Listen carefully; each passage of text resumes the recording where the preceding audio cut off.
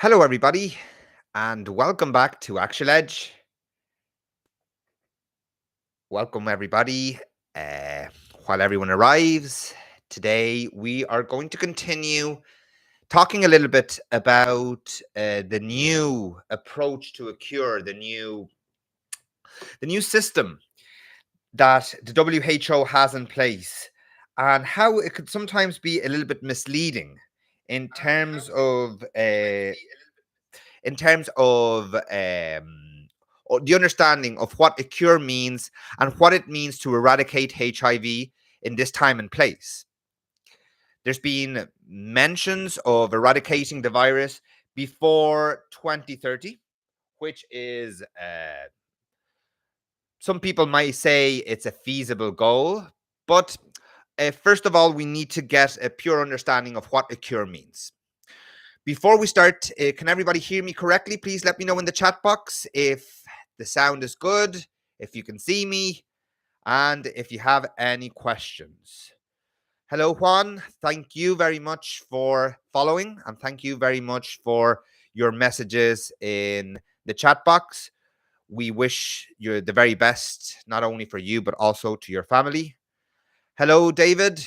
I'm just want to check if everybody can hear me, if the sound is clear, so we can start our HIV discussion.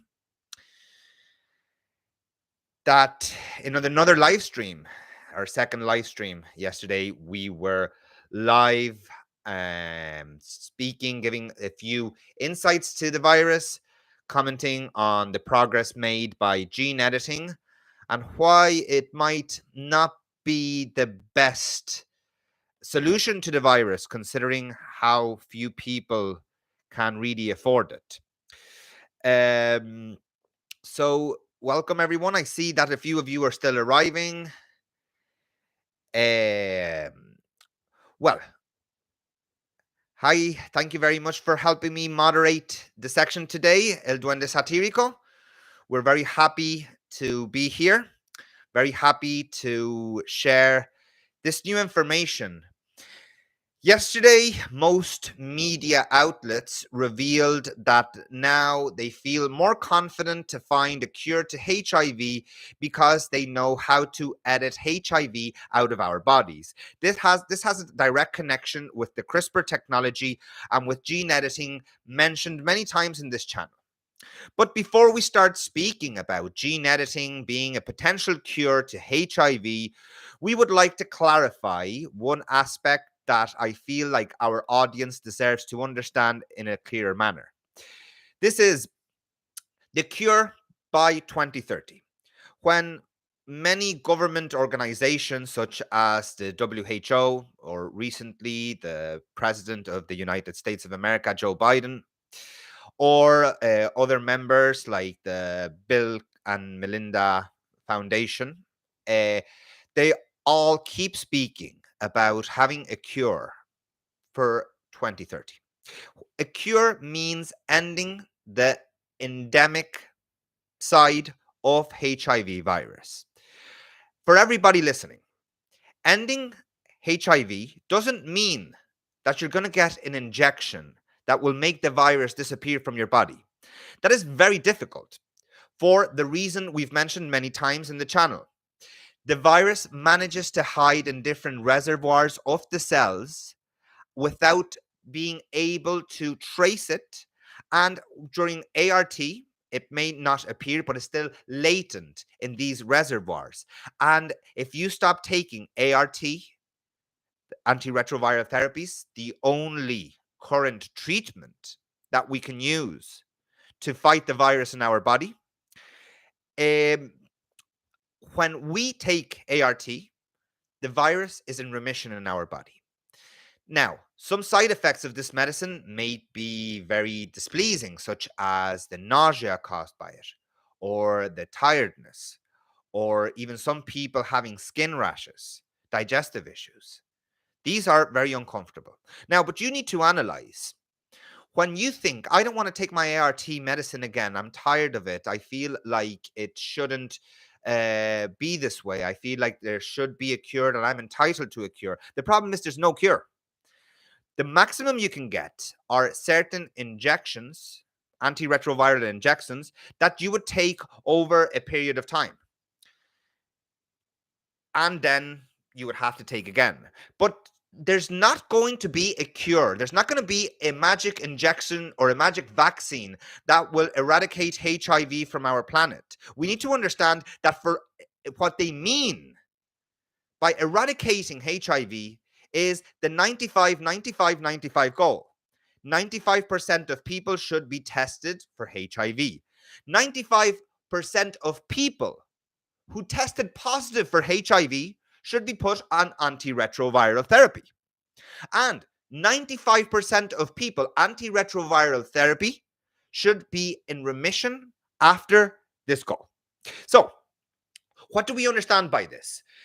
Are we going to get a magical cure? Are we going to get something that will stop the virus and from spreading or from other people getting it?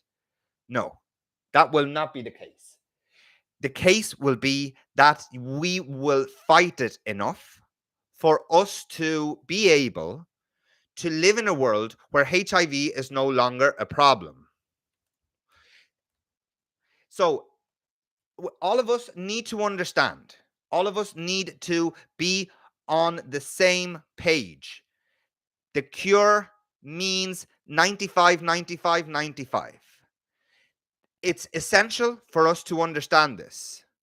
It's very important that we have the mentality of this is going to stay around for a long time.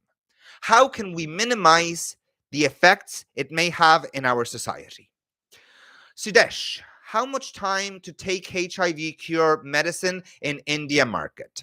Now, Sudesh, if you mean HIV cure medicine, the only treatment available currently is ART, antiretroviral therapy. Mr. Sudesh, are you taking ART right now? Do you have access in your city, in your current medical place, access to the virus? Please respond, Sudesh, because if you are waiting for genetic editing, for example, for gene editing, to have some form of effect or to be available in the next year or so, you can keep waiting. It's not going to be available. So please let me know if you take ART, and if you do, sorry, I was typing there. If you do, let me know what antiretroviral medicine are you taking. The goal is to get people off of ART. Yes, Eric, that is the goal. That is the global goal. But right now, it's the only current solution to this problem. We do not have any other treatment, Eric. So what's the point in us waiting for something that we're not even going to be certain that there will be a solution? So, Sudesh, Eric, we need to understand that the only current treatment for HIV is ART. The goal is to get people off ART. Well, I'm not sure what medical treatment, what magical treatment is going to come into place to stop that from happening. But for now, I wouldn't expect it.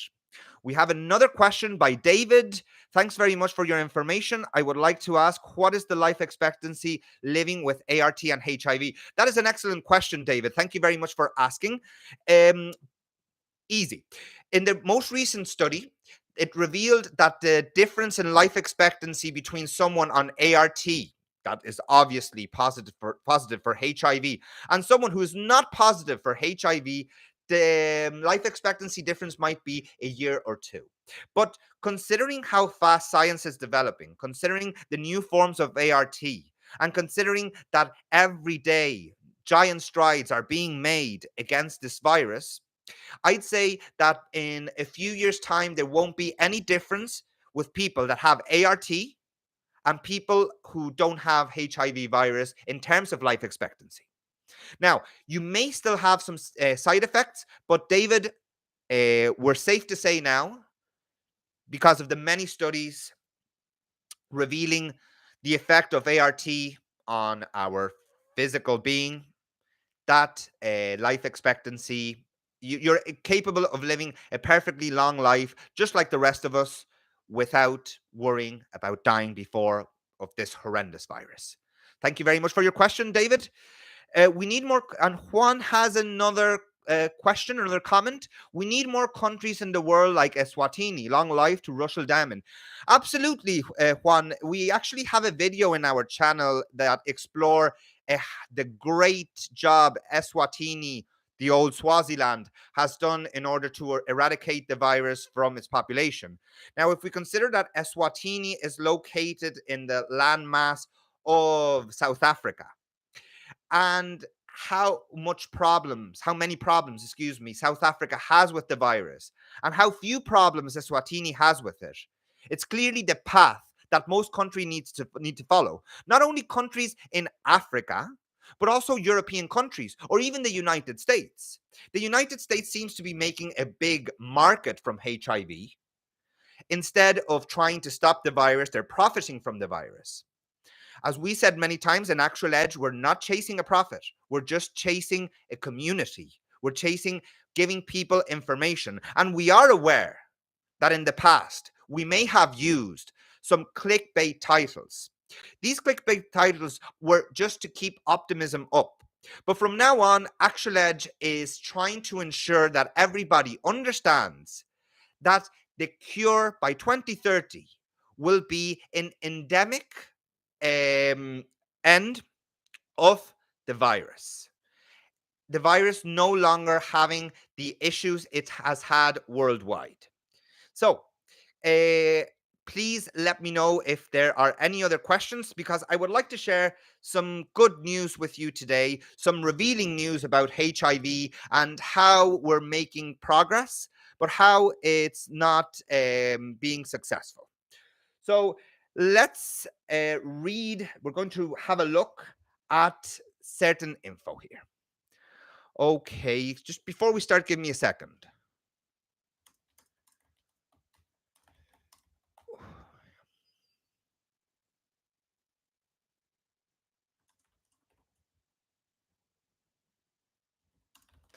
All right, I'm very sorry about that. I had a message I had to answer. We're going to talk a little bit about new trials hint at a possible HIV cure approach. Wake up latent virus hiding in the body, then kill it.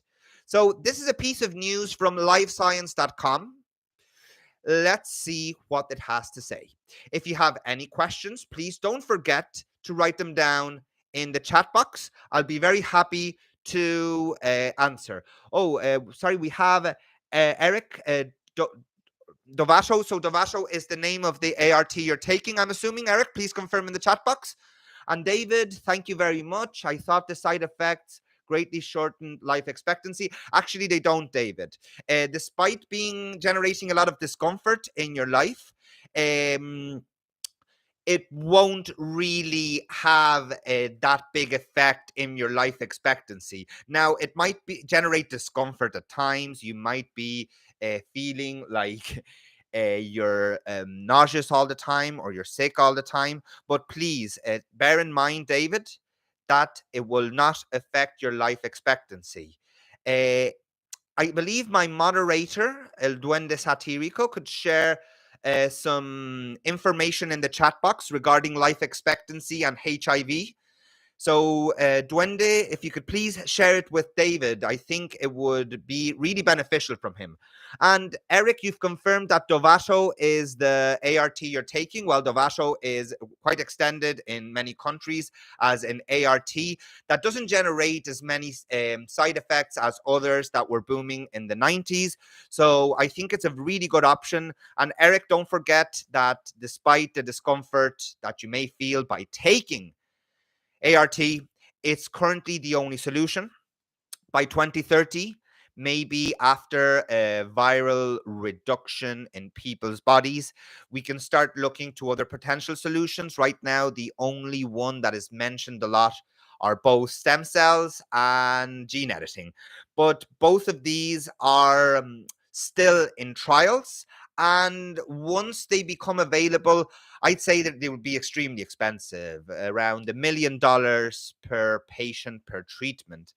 And again, gene editing, CRISPR technology has been mentioned several times as a potential solution to cure HIV for once and for all, but no significant news have come out about it. So, guys, we're going to continue reading this piece of news. If you continue to have any questions, please let me know in the chat box, and I'll be answering as I see your messages. So, a new treatment for human immunodeficiency virus can drive the virus out of its hiding spots in the body, and early clinical trial finds. That, in turn, raises hopes these reservoirs of HIV could then be wiped out. The treatment isn't enough to cure HIV on its own, but the new results published in the Journal of Infectious Diseases hint that it could be possible to use this strategy as a step towards curing a person with HIV. This is not a home run, said the study leader, David Margolis, a professor of medicine, microbiology, and immunology and epidemiology in one of the best universities in the US, the University of North Carolina Chapel Hill School of Medicine. So he is an important personality, so the news source is reliable. He also said that clearly we need better tools, better drugs, and better approaches to what we have right now. But it does suggest that this strategy itself is deserving of more work. Now, don't forget that this is still in early clinical trials. What does that mean? That it may be 5 or 10 years till they can be certain this could help or could develop or make progress towards a HIV cure. With modern antiretroviral drugs, doctors can prevent HIV from spreading from cell to cell inside the body, allowing people with the infection to live normal lives just like everybody else. Many achieve undetectable viral loads, meaning that from that moment on, it's impossible for them to transmit HIV to others via sexual relationships. But there's always a but. Don't you realize that whenever we talk about HIV, I bring your hopes up, but then I give you a contrasting word. But HIV is a retrovirus. We've mentioned this at the beginning of the life.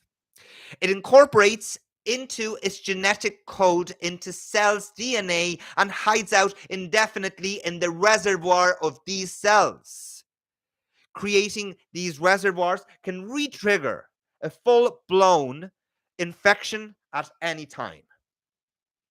So to stop a HIV infection from progressing to acquired immunodeficiency syndrome, people with HIV must stay on antiretroviral drugs for life. Eric, listen, for life. The goal is try to get people off ART. That might be what we hear them say all the time. But for now, if you stop taking your ART, the viral load in your body will grow again, being in risk of contracting AIDS, meaning the worst stage of the virus in your body. So, to truly cure HIV infection, the latent HIV reservoir must be driven and destroyed. That's challenging. According to another professor from University of North Carolina School of Medicine, this one is called Edward Brown, and he's published numerous papers on HIV. Numerous papers. He's done a lot of research. At Actual Edge, we have a great deal of respect not only for him, but for the entire institution of University of North Carolina and how much they are doing, not only with HIV, but also with most STDs. So it's very important to continue believing it. Now, Edward Brown has previously collaborated with Magnalis but was not involved in this recent trial. HIV hides lots of different types of cells in hard to treat places. Some of these places might be the gut and the nervous system, any digestive place.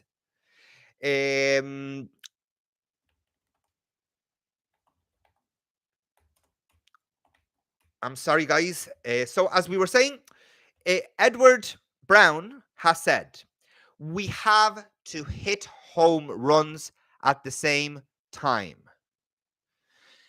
We have to reactivate enough viral proteins that the immune system can see it.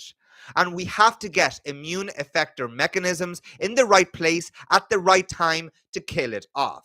Is this an easy chore? It's not. No. Especially considering that this is still in early trials and we're still not fully aware of how bad it could be. Oh, we have another question in the chat box. Manoj Buyan, ETB 101 got fast track designation from FDA last week. It's going to be a potential cure. What is your opinion about that? Okay, so EBT 101 is also known as vorstizumab modifetone. It's an investigational therapy for HIV, and the FDA's Fast Track designation is a program designed to expedite the development and review of drugs that treat serious conditions and fill an unmet medical need. Now, the designation is intended to facilitate the development process by providing more frequent interactions with the FDA, priority review, and potentially accelerated approval. Now, while the Fast Track designation suggests that EBT 101 shows promise in a potential treatment for HIV, we need to clarify that the designation itself does not guarantee approval or effectiveness of this drug. So even if it got accepted by the FDA, we still have to wait. We still have to do more clinical trials and research to determine the safety, and not only the safety, but also efficacy of EBT 101 in treating HIV, Minaj. So it's encouraging to see advancements in HIV treatment research, and EBT 101 Fast Track designation is a really positive development. But how many times have we revealed good news on the channel and we've received many comments telling us this is only an early trial, this means nothing? Well, it is essential to wait the results of ongoing clinical trials and regulatory review processes to fully assess the potential of EBT 101 as a cure for HIV, Mr. Minaj. So I'm not sure if that responds to your question, but in a nutshell, it's good, it's positive, and it's one more step towards the cure. On the other hand, it doesn't mean much. It still means that we need to continue working. We need to continue believing in the power of science. We need to continue encouraging governments to provide more services for their citizens to protect them from HIV. And we need to get everyone on ART. Relying on all news like EBT 101 and thinking that that may be the solution before 2030 is highly unlikely. So, Minaj, we hope that answers your question. And if it didn't, please let us know if you need any clarification on what we just said. Hello, A to Z. Hi, sir. Welcome to the channel. We're very happy to have you here. Mr. Gajula Narsaya, hello. We're very happy to have you here in our live stream. If you have any questions, feel free to write it in the chat box. This is a safe space for absolutely everyone. We're trying to be together. We're trying to support each other. We're trying to stay strong. Eric, it has to be affordable to everyone. Of course. And actually, as we always say this, Eric, it's super important that whatever treatment comes into market does not discriminate against people based on their social or financial background. It needs to be affordable not only for an elite, not only for a 1% of the population who may be able to afford it, not only for the royals of different countries, but for the people who suffer the most, the people out there, workers, farmers, not people who live in their mansions and have their Ferraris.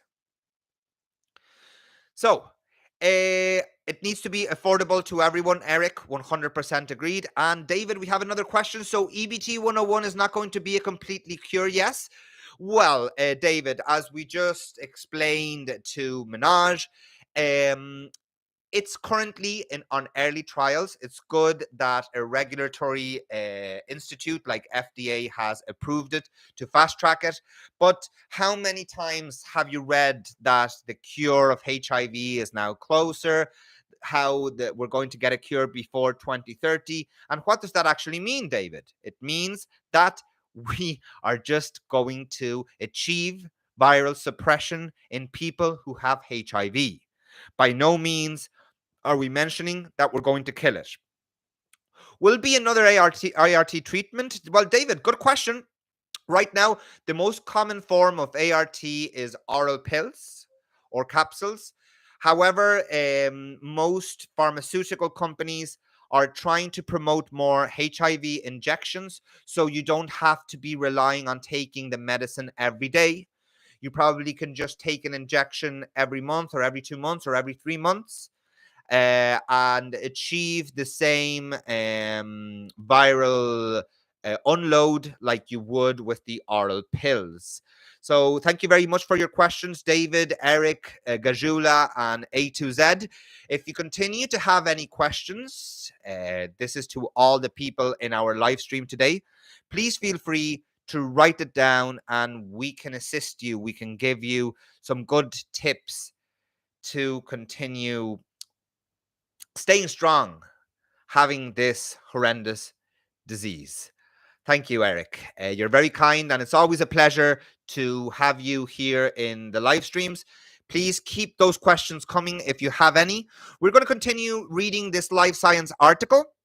So, as Dr. Edward Brown from University of North Carolina, University of Medicine, we have to hit two home runs at the same time. We have to reactivate enough viral proteins that the immune system can see it.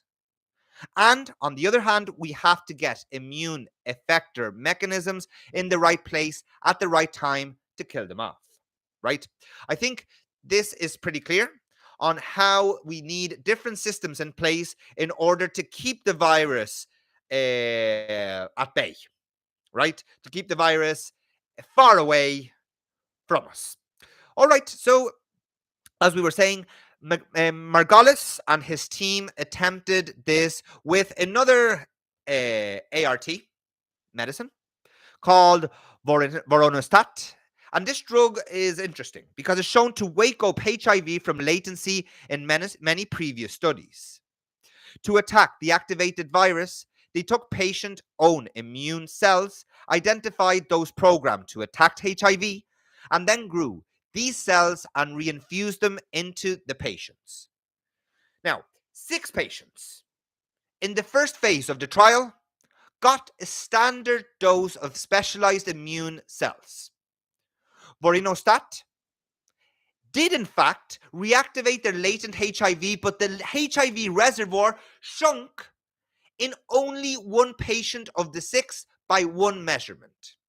So only one patient managed to shrink the HIV reservoir. So anybody that might read this news may think, oh my God, we're gonna make it. The cure is here. Finally, we can cure all our beloved ones. We can cure ourselves. But when we look at the fine print, only 1 out of 6 achieved a shrink of the HIV reservoir. In a separate group of 3 patients, the researchers decided to change their system. They upped the dose of anti-HIV cells by 5 times, and saw a small decline in the HIV reservoir of all 3 people. So this one went a little bit better, but by multiplying by 5 times the dose that was given to these 6. The decline wasn't dramatic enough to take the patients off their HIV suppressing medication, but it was promising that the results seemed to be dependent on the dose of the immune cells. Now, it's a little more convincing that it happened 3 out of 3 times with the higher dose and maybe 1 out of 6 times at the lower dose. So we feel a bit of optimism coming from them, but at the same time, they know that these trials tend to just fall on deaf ears because despite them wanting the cure, a lot of you come to this channel and tell me, "Oh no, they don't. Nobody wants the cure. They just want to make our money. They just want to collect our money." Guys, we need to understand that despite pharmaceutical companies being a business, they work hand in hand with a lot of public institutions to provide a cure to anyone. We want everyone to stay safe.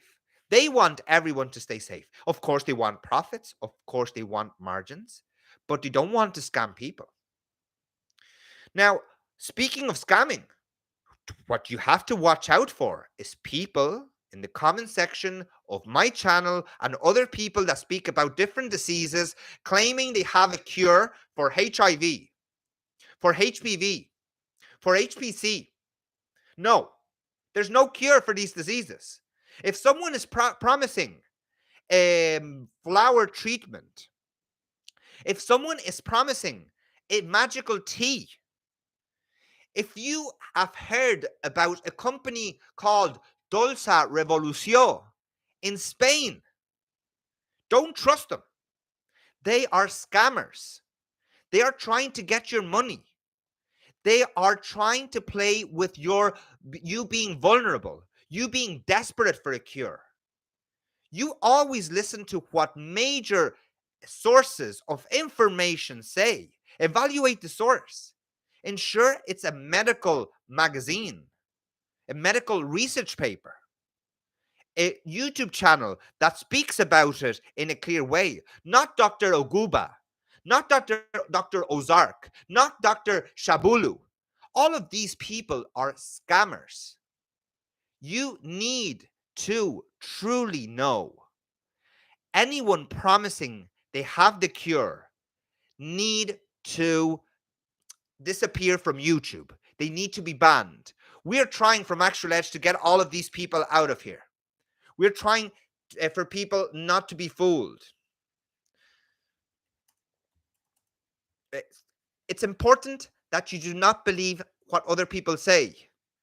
We need a cure, but we need the cure to be something reliable, not what Dr. Oguba has said. Don't listen to people in the comment section. Okay? Don't listen. Now, I see we have a question.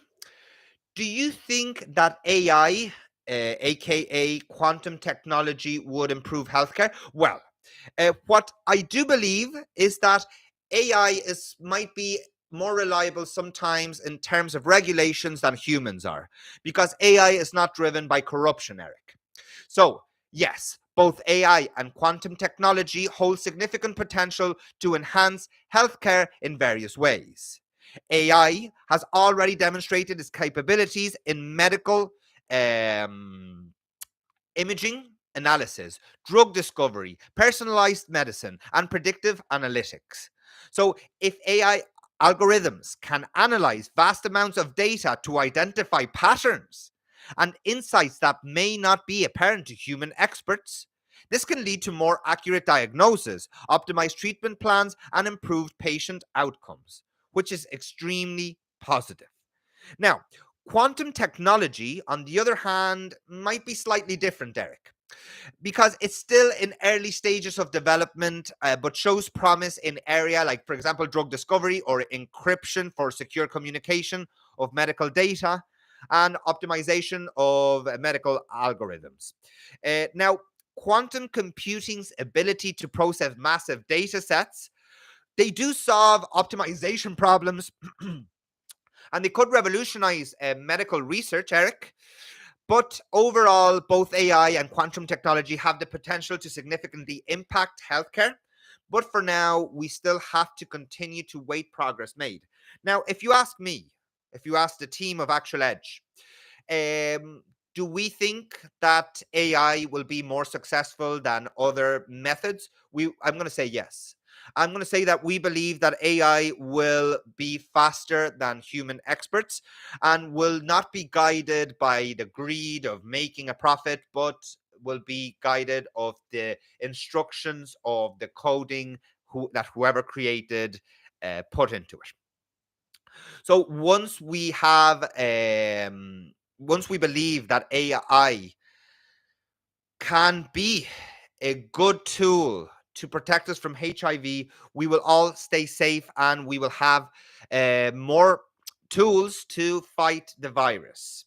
So, Eric, thank you very much for your question. We always value that you try to bring new information to the channel, and we also value that you could share with us. And we have another question, David.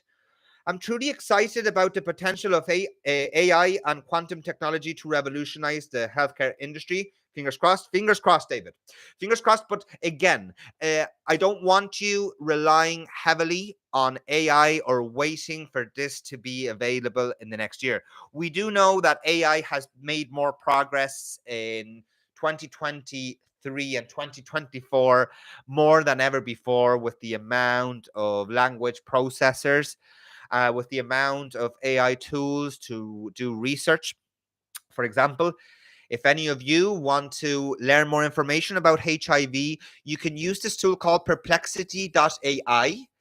You can ask it any question and it will give you reliable sources so you know what you're reading is actually being contrasted. Okay. So we're going to speak a little bit more about reversing latency. Now, Margolis and his team are now working on a strategy using vorinostat and a lab-made antibody against HIV that might do a better job of marking the reactivated virus for destruction. They're also studying another method of reversing HIV latency that seems to work better than vorinostat, which they first described in a 2020 Nature magazine paper. Several other groups are trying to drive out and kill latent HIV. Some are using medication and others are using immune proteins, while still others are attempting to slice HIV from cells with the gene editing system CRISPR. Meanwhile, researchers are still unraveling the basic science of HIV latency. Some are exploring the notion of pushing the virus deeper into latency, ensuring that it will never reactivate. I hope everybody understands this. If you don't understand anything of what I'm saying, feel free to write it down in the chat box and we'll be more than happy to assist you with whatever you need. Now, when HIV first emerged, doctors could do little to prevent patients from developing AIDS, therefore having a very high mortality and a lot of people dying of related complications. Now, the advent of the first antiretroviral drug changed that. If researchers uncover a working strategy, the landscape of HIV could similarly shift overnight. Dr. Margolis said, mark these words, guys. This is important. This is important. I want you to pay attention to this. Dr. Margolis said, we don't know if we are 20 years away from something that really works, or maybe we are just a couple of years away from something that works. There's no way to know. So, this doctor has told us that They may find a cure in the next 20 years, or they may find a cure in the next 2 years. What do you think? Do you think a cure will be possible before 2030? A cure, we're talking, by saying a cure this time, I mean an injection, a vaccine, or something that will kill HIV in your body. Not the cure of 95, 95, 95. Do you think the cure will be available before 2030? Let me know in the chat box, guys.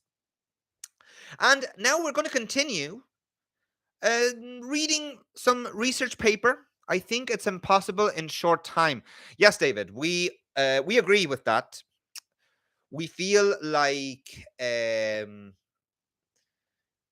being deceived by a lot of people claiming to be the actual cure. The cure will be available soon, but we actually feel the same as you, that most of the studies we read in Actual Edge are in early trials. Sometimes they're in phase 1, sometimes they're in phase 2.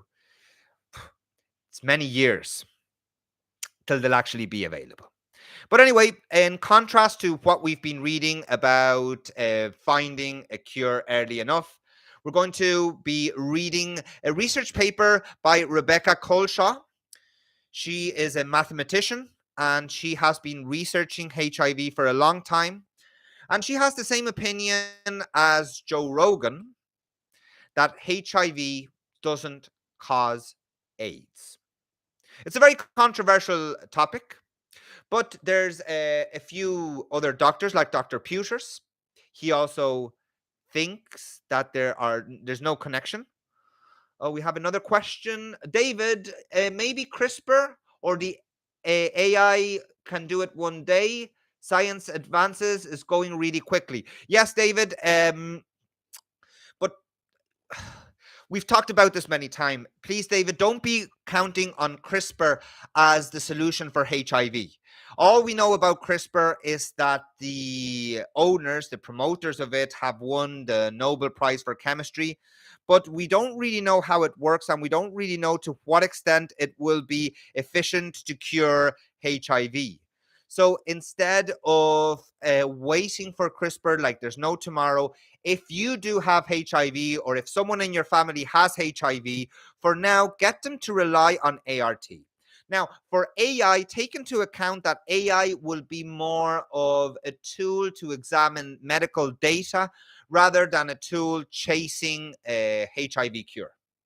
So if you are thinking, David, that AI might find a cure, AI might give us grounds to understand how latent HIV reservoirs could be shrunk based on the data we have, but they will not come up with a cure per se.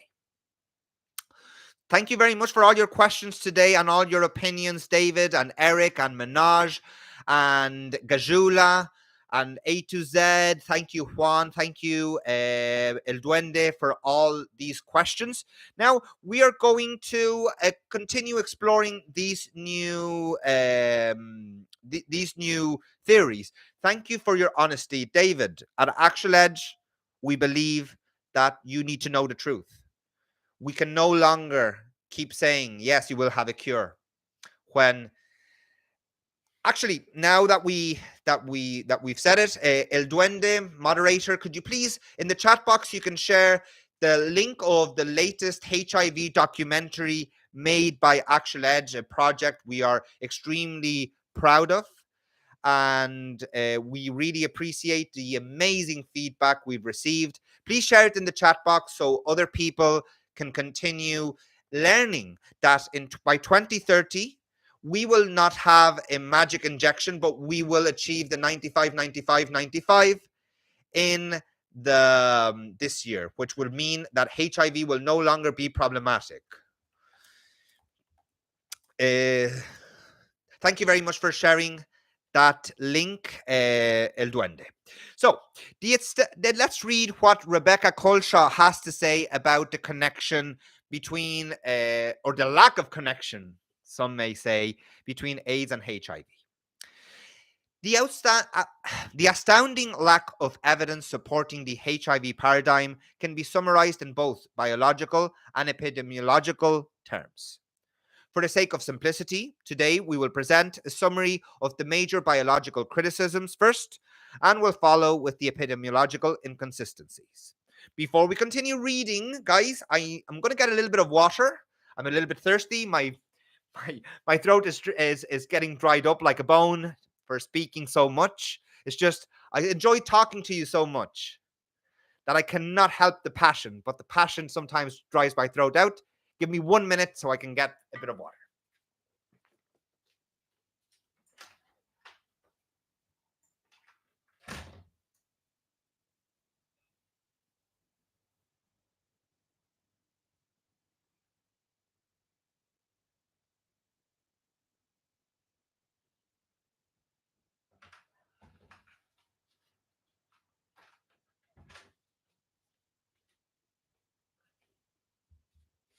Okay. So, please notice as well that there is a considerable overlap between what some writers have mentioned and others. So, many of the reasons to doubt the validity of HIV could also be the same reasons why we might doubt the validity of any other disease. So, AIDS is said to be caused by dramatic loss of the immune system T cells, said loss being presumably caused by HIV. However, as recently as March of 2006, or as recent as March of 2024, longtime HIV researcher Dr. Zvi Grossman stated in a paper published in Nature Medicine that examined the various hypotheses of HIV mediated T cell depletion. We have another question. Gajula Narsaya. Hello, Gajula. Which year come vaccine, sir? Well, Gajula, I'm sorry to say that we don't have a year in which the vaccine is going to be available. Whenever the WHO mentions 2030 as the year of eradicating HIV, they don't mean that a vaccine will be available by that year. They mean that 95% of the population should be tested. 95% of the population that tested positive should have ART.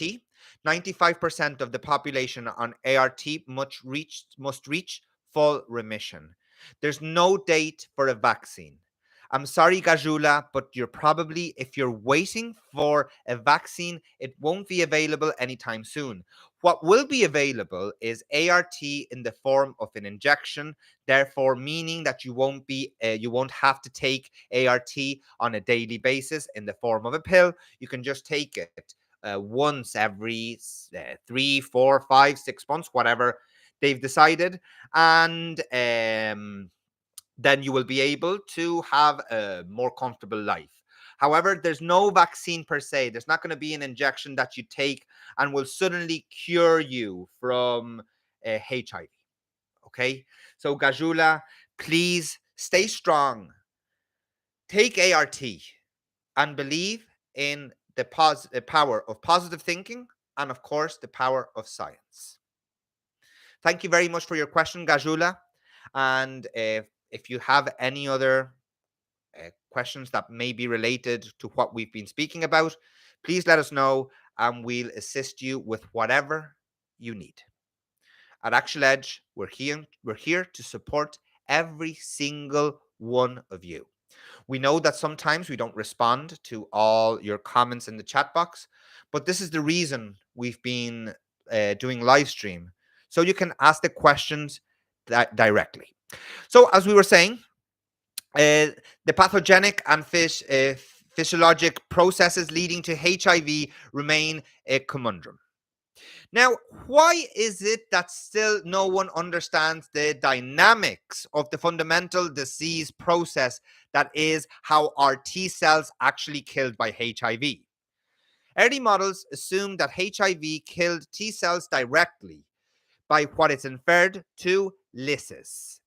An infected cell lyses or bursts when the internal viral burden is so high it can no longer be contained. Just like imagine when you go shopping to the supermarket, it's important to know that oh, we have another question. Hello, Ben Abid. Welcome back. Long time no see. Always very happy to have you here, sir. And always very happy to assist you with whatever questions you've got. So let's see, what is it today?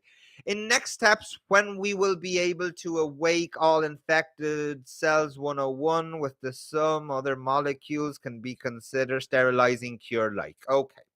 The sterilizing cure has been mentioned throughout this live stream a lot. So a sterilizing cure is when all infected cells are eradicated from the body, possibly through awakening dormant cells and targeting them with specific molecules. Now, we've talked about this in the channel. You have our video called the approach called shock and kill that involves activating latent HIV cells so that they can be targeted and destroyed with the immune system or antiretroviral drugs.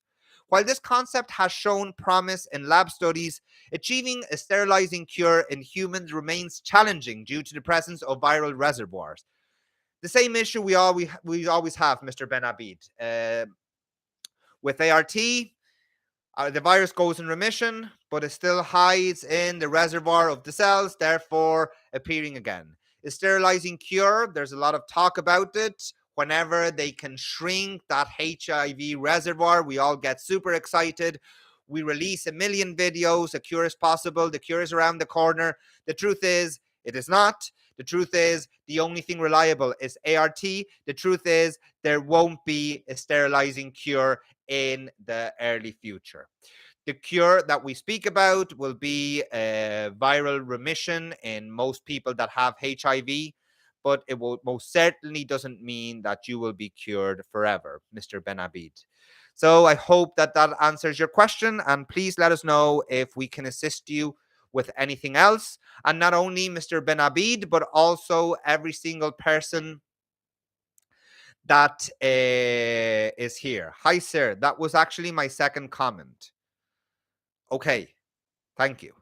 So, early models assumed that HIV killed T cells directly by what is referred to lysis. So, we already spoke about this, and this is the accepted mechanism of pathogenesis. Now, for virtually all other pathogenic viruses, but it became clear that HIV did not kill T cells. How? Well, it was replaced by various other ones, each of which resulted in different models and therefore different predictions. Which model was clear, we could never know. So, even doctors from reputable centers do not know how HIV kills T cells. Although the notion of apoptosis, also known as programmed cell death, has become popular despite no real evidence of its occurrence. In lab experiments where apoptosis has been demonstrated in HIV infected cell cultures, apoptosis is detected only after the addition of powerful chemical stimulants called mitogens. However, uninfected cultures that have been mitogenetically stimulated also demonstrate apoptosis. It is claimed that the presence of the envelope protein GP20 and its oligomer GP41 prime CD4 plus cells early on for a future process of programmed cell death. However, it is known that neither GP120 nor GP41 are specific to HIV, and GP41 is presumed by Luc Montagnier's group to be cellular actin, a ubiquitous component of all cells. The conundrum of how proteins that are present in normal cells could possibly induce apoptosis only in the cells of HIV positive individuals has never been resolved. Furthermore, apoptosis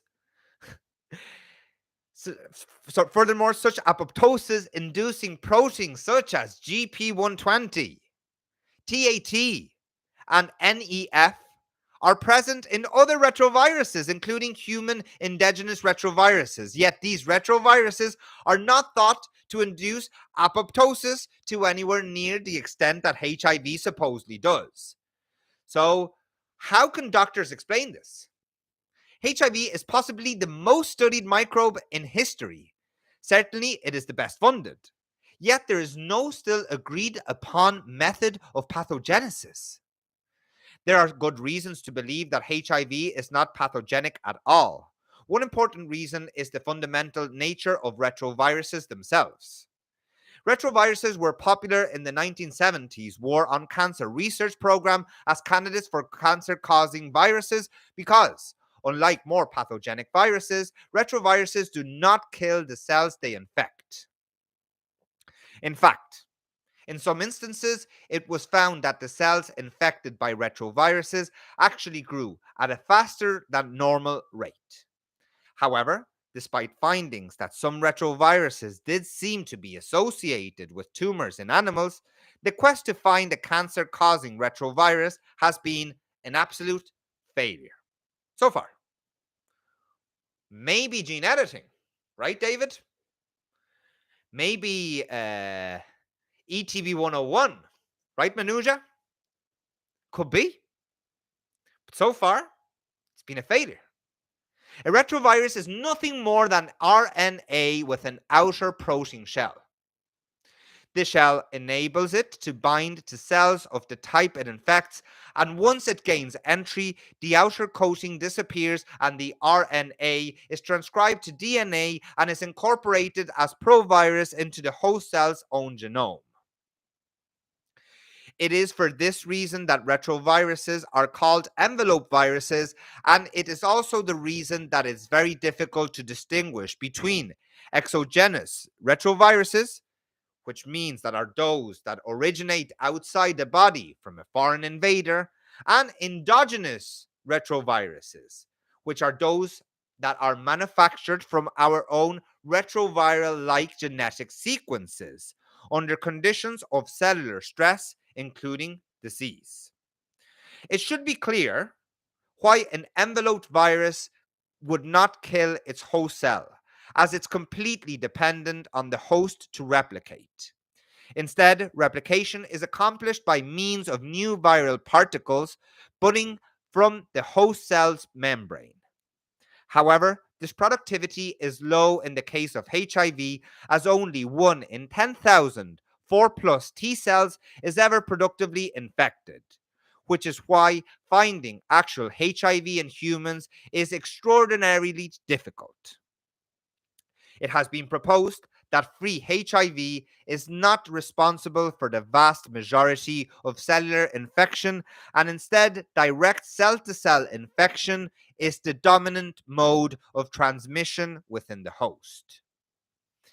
If HIV really does cause the destruction of an extraordinary number of CD4 plus T cells, it would be a most unorthodox virus indeed, as it would have the distinction of being the first retrovirus that caused cell destruction outside of the laboratory. Listen to this. Guys, it is important to note that a retrovirus is a subset of a class of RNA viruses. I have been asked numerous times, why is that RNA viruses such as Ebola or hantavirus can cause disease, but the RNA virus HIV does not? The answer is that these are quite simply not the same type of viruses.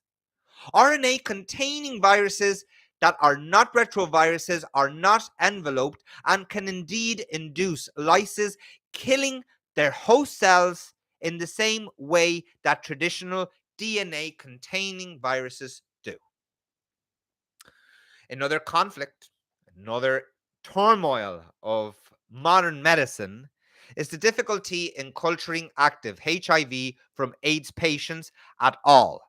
And this doesn't even consider the real difficulties encountered in properly isolating HIV at all, a feat many researchers argue has never been accomplished. As has been discussed in previous chapters, Before the publication of the Ho and Wei papers in 1995, virus titers, as measured by culturing, which generally involves the best detection of reverse transcription or one of P24 or 1 retroviral like particles, none of which is specific to HIV. So, the virus titers were so low at about 1 viral particle per millimeter or even 0 as to be able to explain HIV's allegedly ferocious pathogenesis. The farcical component viral load was invented to create the illusion of connecting with this embarrassing fact.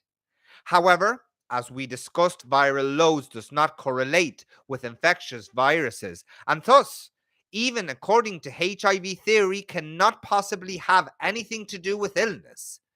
To best illustrate the ridiculous level of illogic some HIV scientists can display when confronted with these conundrums, we will refer to the experience that Dr. David Rasnick had at a Gordon conference on AIDS in 1997, which he attended to present a poster that disrupted the hypothesis that the anti HIV drugs stopped working because of the high mutation rate of HIV.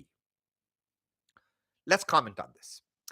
In the discussion period of Meller's lecture, I decided to return to the questions that I wanted Markowitz to answer about the meaning of viral load. After all, that was the heart of the matter.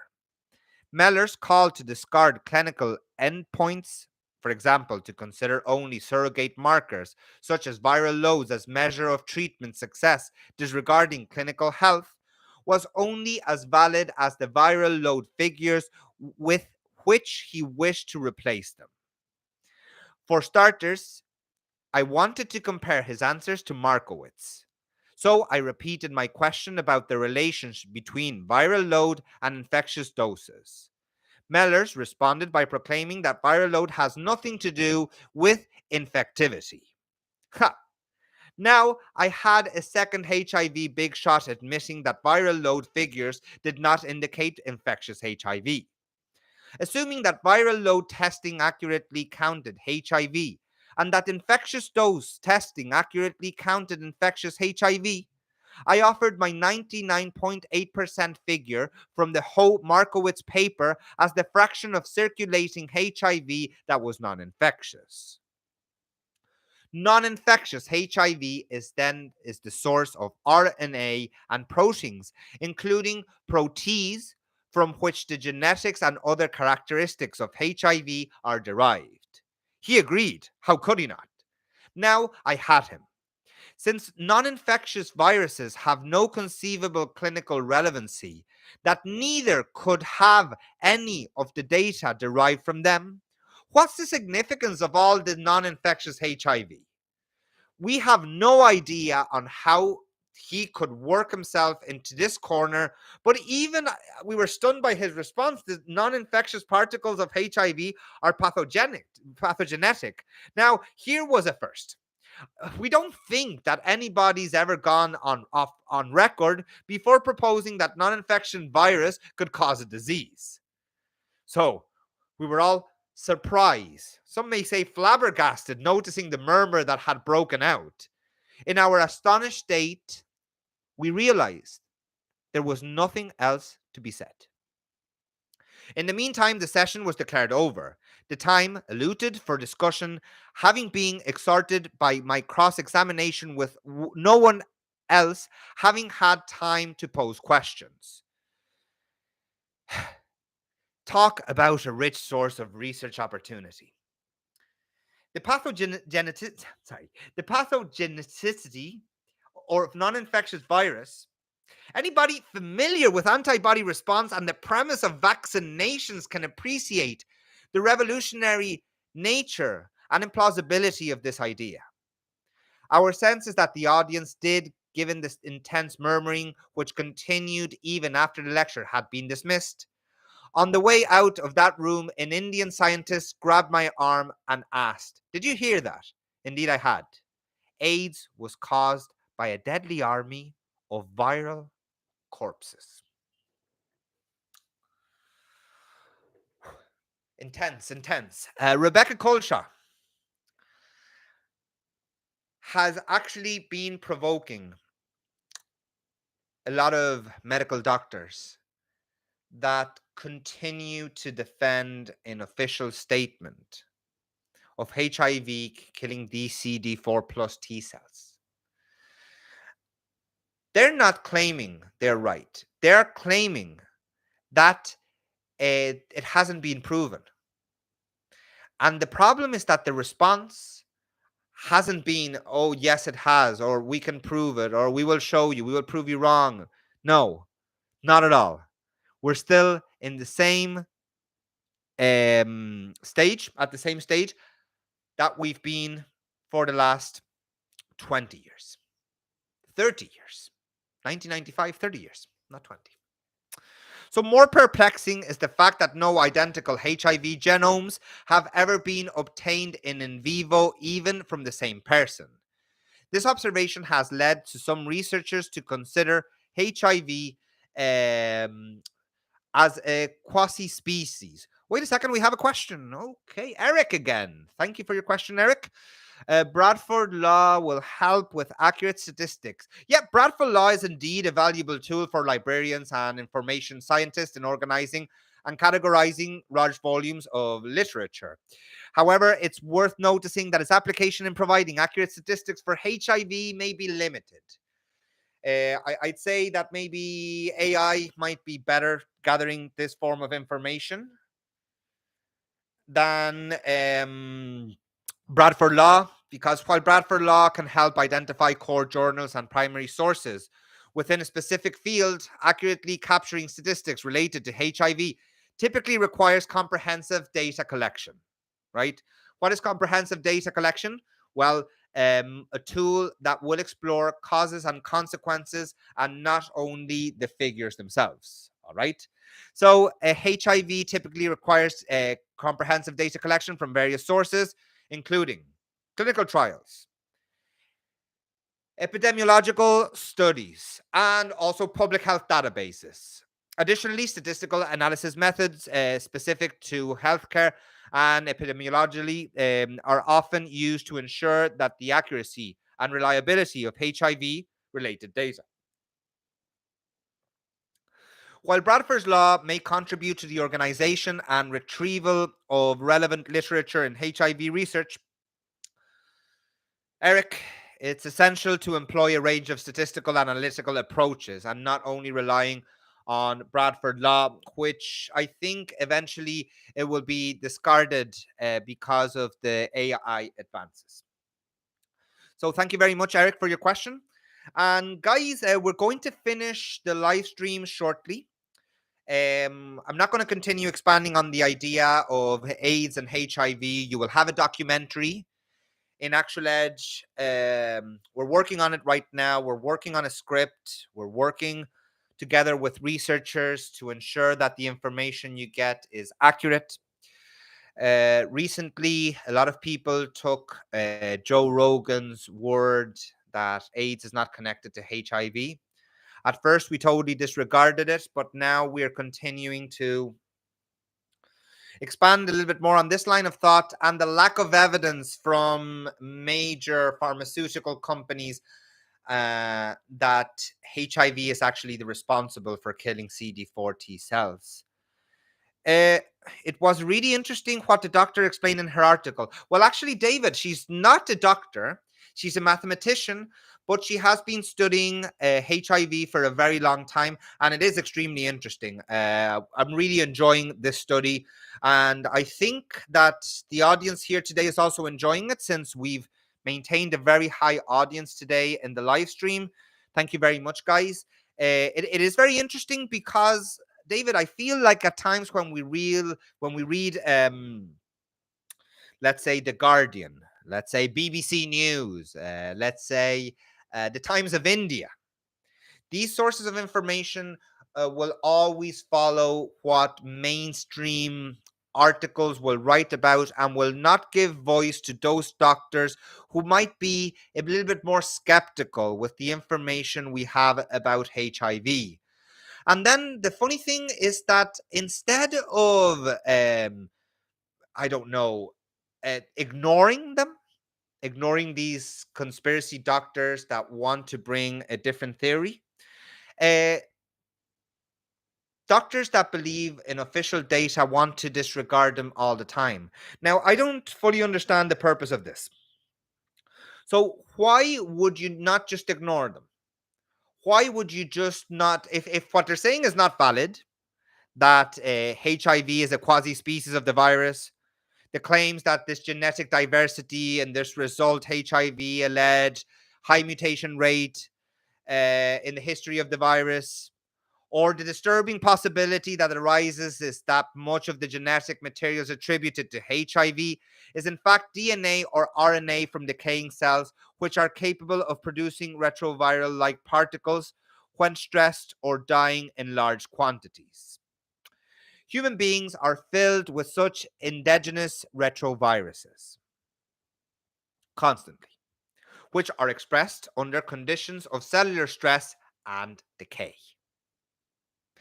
Whether one believes that this stress exacerbates the expression of an exogenous retrovirus HIV, or that is an endogenous non-infectious retrovirus, or simply a viral mirage, this information casts serious doubts on the validity of viral load testing or of using either reverse transcript base or retroviral like particles or genetic sequences are markers for HIV. So, we've so far provided all the biological reasons demonstrating that there's never been evidence of the connection between AIDS and HIV. There's no evidence between the genome, the viral load, and HIV in our bodies.